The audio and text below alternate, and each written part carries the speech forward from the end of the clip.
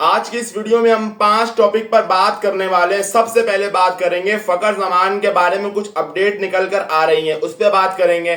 दूसरे पे हम बात करेंगे निदा डार, जो पाकिस्तान की जो क्रिकेटर थी, उन्होंने पाकिस्तान वुमेन्स टीम के ऊपर बात की है कि वुमेन्स टीम का मसला क्या है जो इतनी हारती है। नंबर 3 पे मैं बात करूंगा बाबर आजम ने एग्री कर लिया है किस चीज पर, इस पे ही बात करूंगा। न्यूजीलैंड जो है वो टूर कर रही है पाकिस्तान का, कब और कैसे और क्यों, उस पर भी बात करूंगा। नंबर 5 सूर्यवंशी के बारे में, मतलब जो इंडिया ए की टीम है उस पर थोड़ी सी खबर निकल के सामने आ रही है, सख्त एक्शन लिया गया और क्यों लिया गया इस पर भी बात करेंगे। तो सबसे पहले बात कर लेता हूं फखर जमान वाले टॉपिक के ऊपर। देखो, किसी भी प्लेयर्स का जो सबसे ज्यादा जो एक अचीवमेंट होती है ना यार, वर्ल्ड कप 27 जो ओडीआई फॉर्मेट में है वो जीतना है। यानी कि ओडीआई वर्ल्ड कप सबसे बड़ा वर्ल्ड कप होता है, क्योंकि वो हर साल नहीं होता, वो हर 3-4 साल बाद खेला जाता है। इससे पहले 2023 में जो खेला गया था इंडिया में, जो ऑस्ट्रेलिया जीती थी इंडिया को हराकर, अब खेला जा रहा है 2027 में। तो ये हर टीम का सबसे या हर प्लेयर का सबसे बड़ा जो अचीवमेंट होती है, सबसे बड़ी जो अचीवमेंट होती है ना, वो यही होती है वर्ल्ड कप, ओडीआई का वर्ल्ड कप। ये जीतना है या खेलना है। तो पीसीबी ने फखर जमान को खुली छूट दे दी है, हम आपको वर्ल्ड कप 2027 में लाजमी लेके जाने वाले हैं, चाहे कुछ भी हो जाए, आपकी फॉर्म थोड़ी सी ऊपर नीचे होए नहीं होए, लेकिन आपकी जो सीट है वो 27 के वर्ल्ड कप के लिए पक्की है। और ऐसा ओपनर, वो क्यों पीसीबी इतना फखर जमान को कंफर्मेशन दे रही है, उसकी वजह ये फखर जमान ने जो साउथ अफ्रीका में किया हुआ अपना रन वो आउटस्टैंडिंग था। प्लस जिम्बाब्वे में भी वर्ल्ड कप खेला जाएगा, जिम्बाब्वे में भी फखर जमान ने 200 मारा हुआ है। तो फखर जमान की फॉर्म जिस वेन्यू पे वर्ल्ड कप है वहां पर शानदार है। तो इसलिए पीसीबी ने फखर जमान को खुली छूट दे दी है। आपकी सीट तो पक्की है, लेकिन आपके साथ जो ओपनर होगा, यानी कि साबिदा फरहान, साइम अयूब और माज सदाकत, इन तीनों में लड़ाई चलने वाली है कि इन तीनों में फखर जमान के साथ ओपन कौन करेगा। देखो, इसमें माज सदाकत जो थोड़ा पीछे रहे, क्योंकि साइम अयूब की ओडीआई की फॉर्म अच्छी है। हाँ, मैं मानता हूं साइम अयूब T20 की फॉर्म अच्छी नहीं है, लेकिन वनडे की फॉर्म साइम अयूब की सबसे ज्यादा अच्छी है। अब ये साबिदा फरहान जो है वो भी T20 में अच्छा कर रहा है। अब देखो, यहाँ पे साइम जो है वनडे में अच्छा कर रहा है और फरहान जो है वो T20 में अच्छा कर रहा है, लेकिन पीसीबी किसको ज्यादा चांस देगा? जो वनडे में, क्योंकि वनडे का फॉर्मेट में वर्ल्ड कप होने वाला है। तो साइम अयूब का ज्यादा चांस है वनडे वर्ल्ड कप खेलने का, या फिर साइम भी वो स्क्वाड में होगा और फरहान भी स्क्वाड में होगा, या फिर ये उसी दिन डिसाइड कर लेंगे इन दोनों में से ओपन कौन करेगा। लेकिन जो चांस जो नजर आ रहा है वो साइम अयूब का ज्यादा नजर आ रहा है। भले उसकी T20 की परफॉर्म सही नहीं है, लेकिन वनडे की जो फॉर्म है साइम अयूब की, जो ऑस्ट्रेलिया में जो किया हुआ साइम अयूब ने, साउथ अफ्रीका में जो 100 मारा था, तो मतलब साइम अयूब का चांस ज्यादा बेटर है फरहान से, और सदाकत से ज्यादा अच्छा साइम अयूब का चांस है। नंबर 2 में मैं बात कर लेता हूं कि निदा डार जो है, उन्होंने कहा कि वुमेन्स टीम जो है वो पाकिस्तान की, उसके साथ जो जुनैद खान जब कोचिंग कर रहे थे उनको आखिरी टाइम पर क्यों हटाया गया।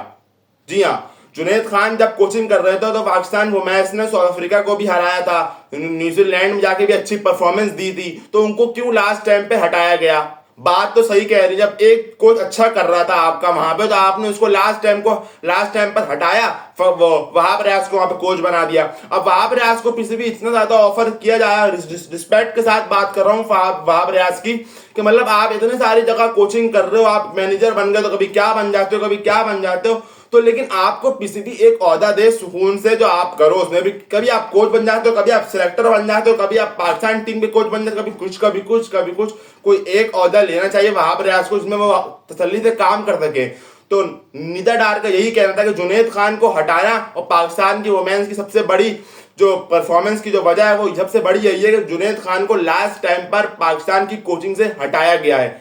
तीसरे पॉइंट पे आ जाते हैं अपने, न्यूजीलैंड जो है वो टूर कर रही है पाकिस्तान का, कब? 2027 में 2 टेस्ट मैच का।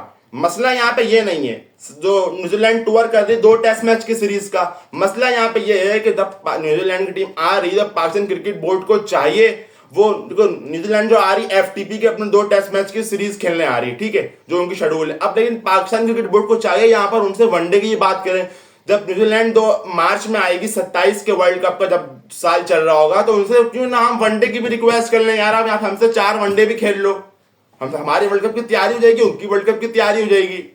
तो आपको ये बड़ी ऑफर है, लेकिन पीसीबी अभी तक इसमें कोई बात करते हुए नजर नहीं आ रहा। पीसीबी इसी टेस्ट मैच पर राजी हो रहा है, पीसीबी भी और न्यूजीलैंड भी सिर्फ टेस्ट मैच की सीरीज खेली जाएगी। हम इसी बात कर रहे थे, अगर आप यहाँ पर वनडे या T20 कुछ भी सीरीज रखो, T20 भी 3 रखो और 2-3 वनडे भी रख लो, या T20 1-2 रख लो, 4-5 वनडे रख लो, टेस्ट मैच तो आप तो खेलना ही है। तो इससे क्या होता है कि आपके वर्ल्ड कप 2027 की तैयारी हो जाती।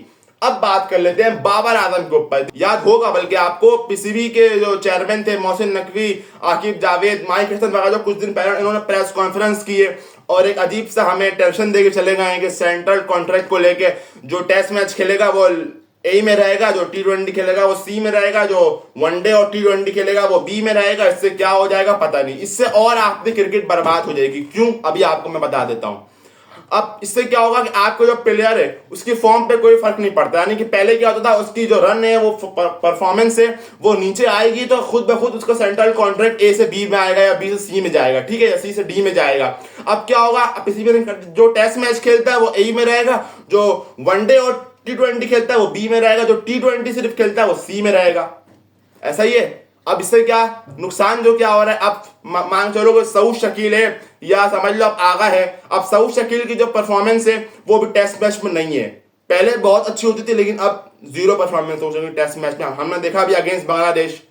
अब सऊद शकील क्या परफॉर्मेंस भले जीरो है लेकिन वो रहेगा पीसीबी के सेंट्रल कॉन्ट्रैक्ट में ए में, क्योंकि वो तो टेस्ट मैच खेलता है इसलिए वो ए में रहेगा। अब फरहान जो सेंचुरी कर रहा है वर्ल्ड कप में, जो आपको वर्ल्ड कप में इतनी मेहनत से इतने आगे लेकर आता है अपनी सिंगल हैंडेड, वो सी में रह के वो T20 खेलता है। समझ रहे हो मेरी बात, ये आपको नुकसान है। अब जो प्लेयर अच्छा कर रहा है वो क्योंकि T20 खेल रहा है तो सी में रहेगा, जो टेस्ट मैच में बांग्लादेश से व्हाइट वॉश करवा रहा है, जो बांग्लादेश से 5 लगातार 0 हो जा रहे हैं, वो आपके ए में रहेंगे क्योंकि वो तो टेस्ट मैच खेलते हैं। वनडे वाले वनडे हैं खेलते हैं तो क्योंकि वो बी में रहेंगे, वनडे खेलते हैं।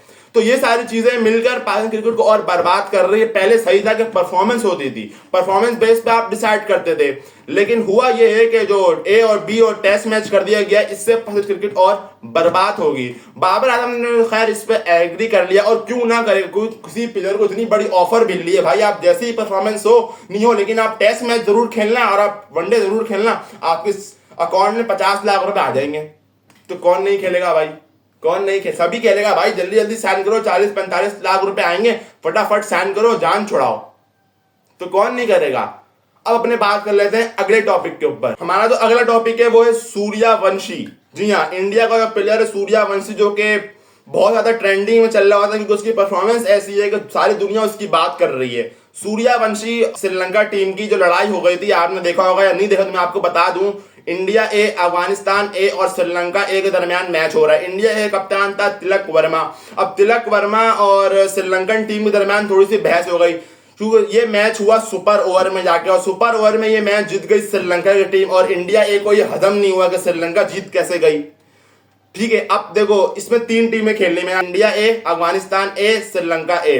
अब इंडिया और श्रीलंका दो है वो सेमीफाइनल के लिए क्वालिफाई कर चुकी है, क्योंकि अब फिर भी अभी मैच रहता है अफगानिस्तान और श्रीलंका का, लेकिन अफगानिस्तान जितने भी बड़े रन से हराएगा तो फायदा है 100-200 रन से, लेकिन 200 रन की टीम को इतना हरा दो ऐसा नामुमकिन हो जाता, बहुत मुश्किल चांस होता है, लेकिन एक चांस है आउटसाइड अफगानिस्तान के पास, वरना अदरवाइज इंडिया और श्रीलंका का फाइनल होने वाला है। लेकिन यहाँ मसला ये, सूर्यवंशी और तिलक वर्मा ने श्रीलंकन प्लेयर के साथ जो मैच खेला गया सुपर ओवर में, जो श्रीलंका टीम जीती, उसके बाद थोड़ी सी नोक झोंक नजर आई।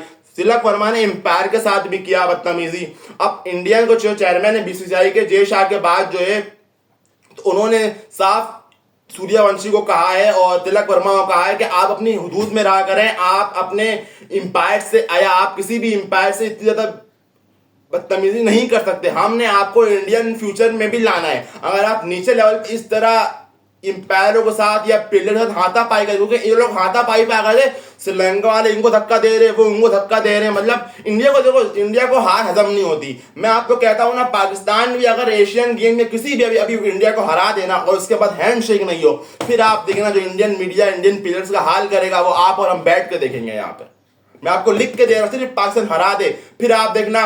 बहुत से इंडिया को ये बात अच्छी नहीं लगेगी, लेकिन सच्चाई बता रहा हूं, इंडियन मीडिया जो इंडियन प्लेयर्स का हाल करेगी। सिर्फ एक मैच, हम 10 मैच हार जाए हमारे कुछ परवाह नहीं होगी हमारे प्लेयर्स का, लेकिन इंडिया वाले एक मैच, चाहे वो कोई वैल्यू वाला मैच हो ना हो, लेकिन इंडियन प्लेयर का जो हाल होता है वो उस हाल से डरते हैं। इस वजह से इंडियन प्लेयर जो आके लड़ते हैं ना, वजह वही है, उनको डर होता है अपने मीडिया का, इतनी सी बात है।